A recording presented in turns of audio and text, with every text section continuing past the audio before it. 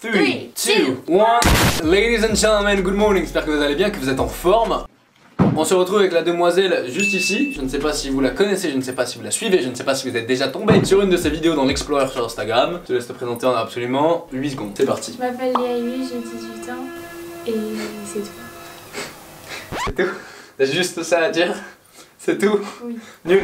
Bon, la jeune fille à côté de moi est un petit peu trop humble, mais non, il se trouve que demoiselle sort d'où à la base? D'un village. D'un village, très bien. Bébé village. Voilà, d'un bébé village.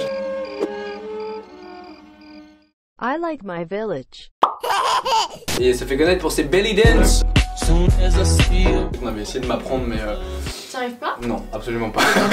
Demoiselle Léa Huy, ici présent, va se mettre au sport. Du coup, ça se passe sur sa chaîne. Elle a une communauté très anglaise, du coup, enfin très US. Du coup, on parle anglais sur sa chaîne. Vous allez pouvoir suivre du coup toute son évolution à elle d'un point de vue sportif. Elle part de là, c'est-à-dire que 4 ans que j'ai pas fait. c'est ça. Elle m'envoie des photos avec des panini au Nutella et des bouteilles de coca dans la main. Typiquement, je l'incrusterai là. Il y a beaucoup de choses à faire, mais c'est cool parce qu'elle part de très très loin et du coup, elle va pouvoir voir vraiment beaucoup de changements sur elle d'un point de vue santé, d'un point de vue physique et tout. Donc, super cool. Mental aussi. C'est ça. Le but, ça va être du coup de parler un petit peu de comment commencer le sport. Étant donné qu'elle commence, elle a pas mal de questions. Étant donné que j'ai entraîné quand même pas mal de monde. Plus qu'avec Will, on a sorti le programme Beyond Fitness qui d'ailleurs, cartonne entre guillemets assez bien. Il y a déjà pas mal de monde dessus. Si vous êtes intéressé, il y aura tous les liens dans la bio. Je pense être à même de répondre à toutes ces questions. Donc, there we are. So tell me everything. Ok, t'es prêt parce que c'est des questions. Alors, peut-être les premières auxquelles t'as pensé, genre qu'est-ce que tu t'es dit en mode quand je vais commencer le sport? Et quoi les premiers trucs qui s'est passé dans ta tête? Je me suis dit, ah oui, est-ce que je vais devoir arrêter de manger genre tout ce que j'aime? C'est vrai. Comment lui dire? Alors la question c'est plutôt, ça dépend de qu'est-ce que c'est le tout ce que t'aimes. Ok, tu vois. McDonald's, tout ce qui est fast food pour pas citer de marque. Ok. Tout ce qui est Nutella, tout ce qui est gras quoi. Je suis personnellement pas fan du fait de dire qu'il faut interdire tout ce qui se passe, genre faut interdire ça. Par contre, il y a juste des trucs qui sont plus optimaux que d'autres en termes de macro, de micro, de minéraux, de pas mal de choses, d'assimilation, de biodisponibilité et de plein de trucs. Malheureusement, le problème avec les fast-food à l'heure actuelle, avec l'industrie tout simplement, donc tout ce qui est très transformé, c'est que c'est vachement dépourvu de vrais nutriments essentiels en fait tout ça. Donc le problème, c'est pas vraiment les hamburgers et les frites, le problème c'est un peu les hamburgers et les frites du McDo, tu vois. Ouais, Toi, ce qu'ils utilisent en fait. c'est ça, et c'est genre en fait si tu veux te faire un burger et des frites, tu vois, là où on était tout à l'heure, on a mangé dans un putain de resto où il y avait des frites de patates douces qui étaient parfaites. Typiquement, si c'est des frites de patates douces, que c'est de la vraie patate douce, potentiellement c'est toi qui l'as coupé, tu vois. Tu l'as mis, je sais pas, dans ta petite machine. Bon, Attends, explique-leur c'est quoi de la fausse patate douce quand même. Ouais. La fausse patate douce. C'est de la C'est patate quoi, je suis douce, sûr elle que ça peut doit en plein exister. air. Je suis sûr que ça doit exister. Je suis sûr qu'il doit y avoir des patates que genre. Elles sont pas douces.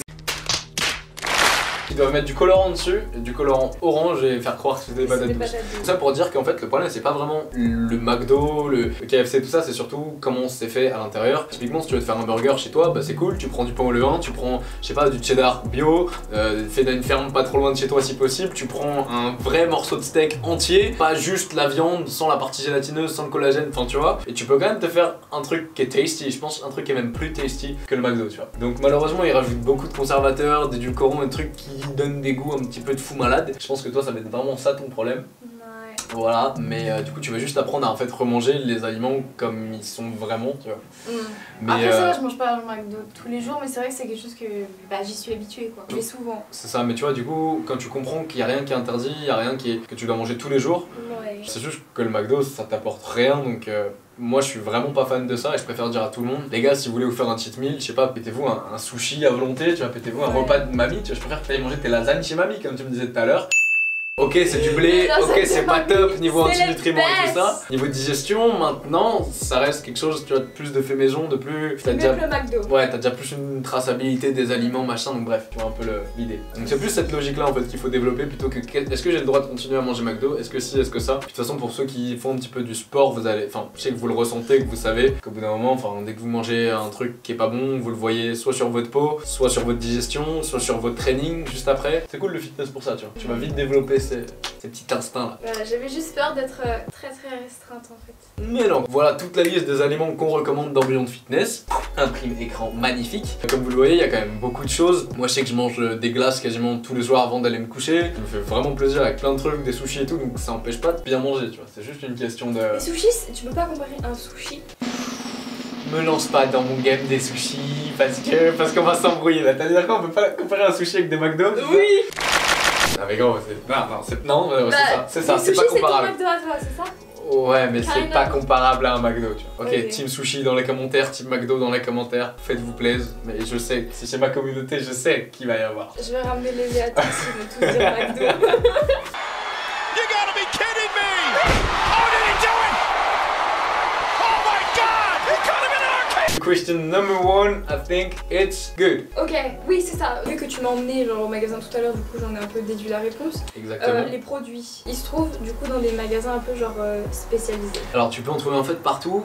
Moi personnellement, et dans Beyond Fitness aussi, on est vraiment partisan de tout ce qui est local, surtout circuit court. Parce que quand tu prends une mangue qui sort de Thaïlande, qui a fait 3 jours d'avion, machin, tu comprends que ça c'est pas la même chose. Bon après les mangues, bonne chance pour en trouver en plein milieu de la Sardaigne, mais t'as compris. Donc nous on est vraiment partisans, tu vois, de tout ce qui est bio et court. Et surtout en termes de qualité des aliments. Par exemple dans un œuf, tu sais je t'ai appris tout à l'heure, t'as 0, 1, 2, 3. Pour ceux qui savent pas, je vous les mets juste là. Les œufs genre 3, ils contiennent pas du tout enfin dans le jaune, c'est pas du tout les mêmes nutriments que les œufs niveau 0. Et en fait c'est ce principe là mais de partout. Donc du coup quand tu cumules les œufs de bonne qualité, plus les produits laitiers de bonne qualité, plus des glucides que t'assimiles comme le riz blanc, comme les patates douces, tout ce que je t'ai dit tout à l'heure, bah au final, j'ai perdu le sens de ta question. T'es quoi? Est-ce que les produits on les trouve dans des magasins spécialisés ou pas? Ou est-ce qu'on peut les trouver Voilà. partout? Je suis parti en couille, mais tout ça pour dire qu'en fait tous ces produits là, tu peux les trouver dans n'importe quel supermarché parce qu'il y a tout le temps un petit rayon bio qui est plus ou moins conséquent. Moi personnellement, à chaque fois j'essaie d'aller dans ce rayon là parce que le reste, malheureusement c'est très transformé. Il y a des budgets qui pourront pas se le permettre. Bah après tu vas pas passer ta vie, genre tu vas pas faire tout le rayon et tu vas regarder tous les Oui, bien sûr. les trucs. Après genre, tu si vas développes dans le les bio, automatismes aussi, tu vois.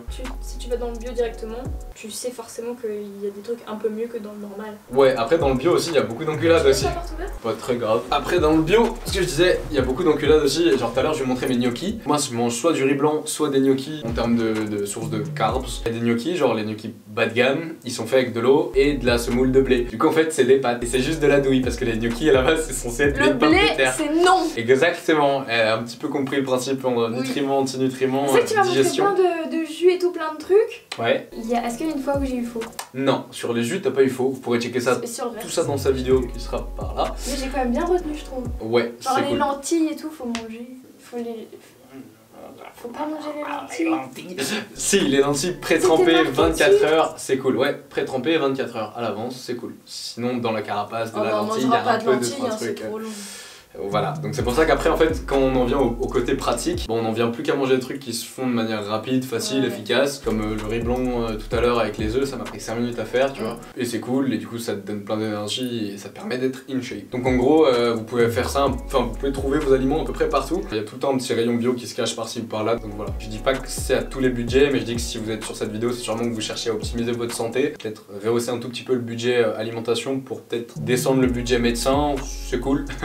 Donc voilà. Après j'avais des questions mais c'était sur le workout donc bah si je mange à la cantine est-ce que je dois apporter mes propres repas? C'était ma question.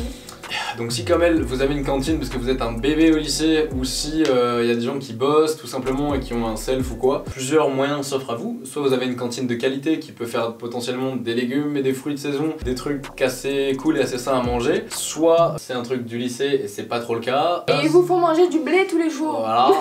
Et auquel cas c'est peut-être cool de commencer à apprendre à cuisiner, à amener ses tupperwares tout simplement au taf ou à l'école. Du coup je vais faire ça. Je pense que ça peut être pas mal, ouais. Et surtout que, en fait, si vous vous organisez bien, quand j'étais coach online, je disais à mes clients, le dimanche soir par exemple, les gars, vous prenez 1 heure de votre temps, vous faites cuire votre riz, vous faites cuire votre viande, vous faites cuire vos légumes, et vous faites vos box, vous les mettez dans le frigo, ça vous prend 1 heure, vous avez votre bouffe pour lundi, mardi, mercredi. Pour commencer le mercredi, vous changez un peu les plats, et c'est cool, tu vois. Et du coup, t'as toute ta semaine de plats préparés, et ça t'évite, 1, d'aller acheter dehors, donc t'économises de l'argent, 2, de manger de la merde au self ou à la cantine si y a pas des trucs suffisamment bons pour toi, et 3, ça t'apprend à faire la cuisine et à manger des trucs qui sont bons pour toi, tu vois. Et en fonction après de comment tu manges, si t'es en prise de masse, entre guillemets, en sèche, tu vas pouvoir réduire les doses, augmenter, mettre un peu plus, je sais pas, de protéines, un peu plus de matière grasse, un peu plus de sucre, genre plus de riz, enfin tu vois, plein de trucs à faire. C'est plus individualisé aussi.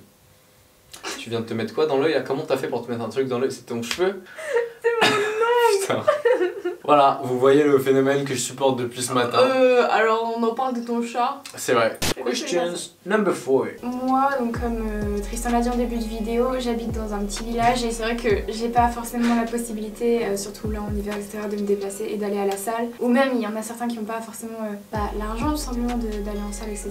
Donc est-ce qu'on peut gain weight? Est-ce qu'on peut genre prendre du poids? Est-ce qu'on peut se muscler à la maison?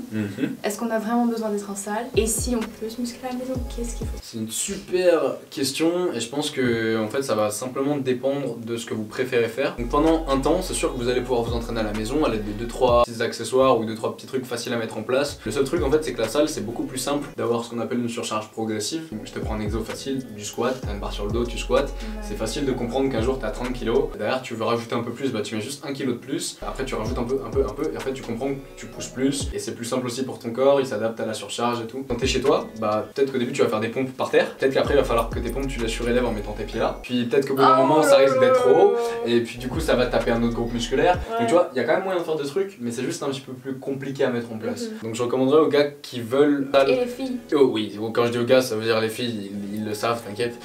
Mais en gros, oui c'est possible de faire de la masse, de prendre du poids chez soi. Après il faut avoir quand même le principe de surcharge progressive, du fait qu'il va falloir que ce soit de plus en plus dur. Et ça c'est un petit peu plus simple à mettre en place en salle. Et là on est en train de bosser du coup nous avec Beyond Fitness sur un programme bodyweight, donc à faire à la maison avec 2-3 petits accessoires type un TRX, type des élastiques, des petits, des grands, pour pouvoir au moins garder le même niveau quand on est en déplacement, ou pour du coup les débutants pouvoir prendre de la masse musculaire ou perdre de la masse grasse en étant at home. Je vous parlerai de ça dès que ce sera out, mais en tout cas on bosse dessus et ça ce sera bientôt là. Ok, en fait j'ai tellement mis ma vie à sortir cette vidéo que le programme Home Training est déjà sorti depuis pas mal de semaines. Il y a à l'heure actuelle plus de 200 personnes qui sont sur le programme du coup Ultimate et Home Training. Donc si vous aussi ça vous intéresse de faire des gains chez vous avec très peu d'accessoires, de prendre de la masse musculaire et de perdre de la masse grasse facilement, entre guillemets, hein, parce que c'est jamais facile, mais bref t'as compris, le lien est dans la bio. Du coup ouais, c'est faisable, mais après officiellement au niveau de la science, t'es débutant pendant à peu près genre 8 semaines. Pour ceux qui s'y connaissent un petit peu plus, je parle juste vis-à-vis de la réduction de la fenêtre anabolique entre guillemets. Pour ceux qui voient absolument pas de quoi je parle,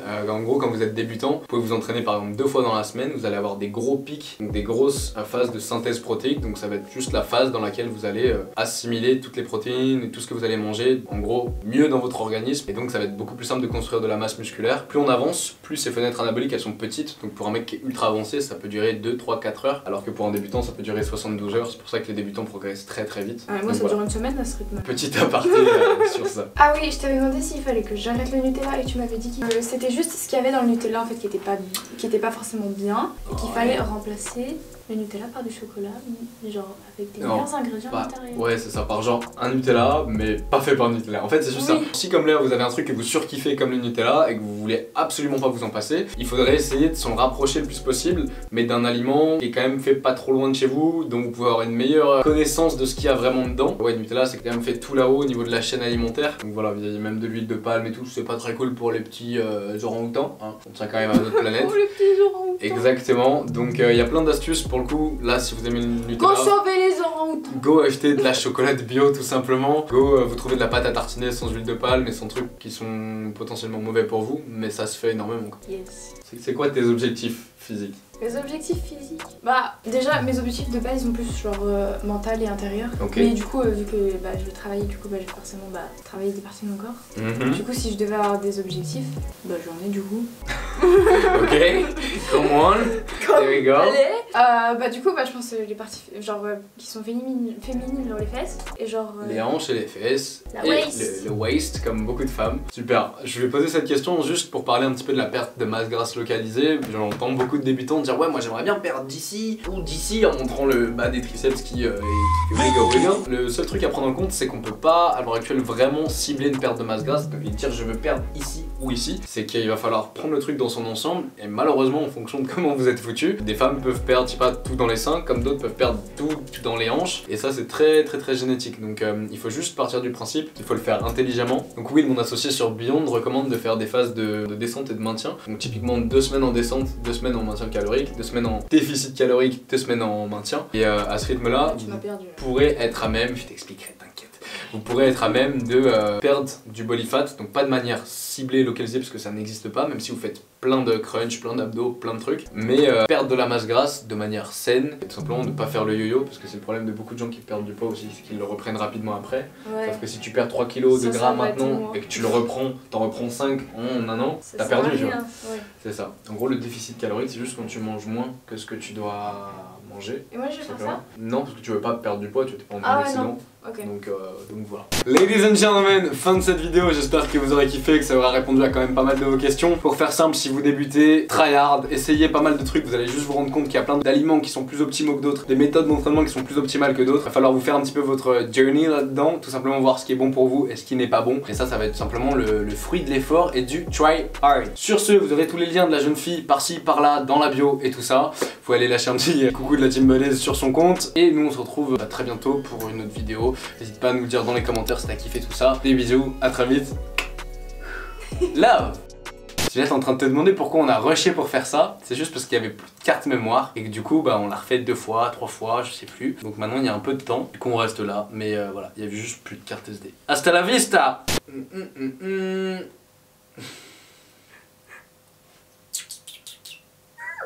Ça c'est la fatigue le soir. Oh regarde, tu sais que quand je fais ça on dirait que j'ai plus de bras. Regarde ça. T'as vu? Ok, ok. C'est génial, merci, merci Léa.